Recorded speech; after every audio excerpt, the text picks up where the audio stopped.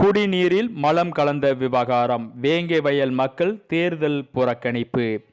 புதுக்கோட்டை அருகே இறையூர் வேங்கை வயல் கிராமத்தில் 2022ஆம் ஆண்டு டிசம்பர் 26ஆம் தேதி பறையர் இன மக்கள் பயன்படுத்தும் குடிநீர் தொட்டியில் மனித கழிவு கலக்கப்பட்ட சம்பவம் கடும் அதிர்ச்சியை ஏற்படுத்தியது. இந்த சம்பவத்தில் ஈடுபட்ட குற்றவாளிகளை கைது செய்து நடவடிக்கை எடுக்க வேண்டும் என பல்வேறு அரசியல் கட்சிகள் சார்பில் ஆர்ப்பாட்டமும் நடைபெற்றது.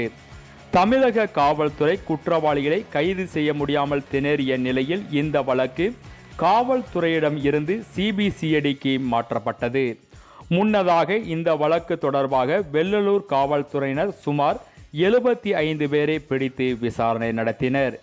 மேலும் மத்திய மண்டல ஐஜியாக இருந்த கார்த்திகேயன் தலைமையில் தனிப்படைகள் அமைக்கப்பட்டு தொடர் விசாரணை நடத்தப்பட்டது. ஆனாலும் இதுவரை குற்றவாளிகள் கண்டுபிடிக்கப்படவில்லை. எனவே வரும் 19ஆம் தேதி நடைபெறுகின்ற நாடாளுமன்ற தேர்தலை புறக்கணிப்பதாக அப்பகுதி மக்கள் தெரிவித்துள்ளனர்.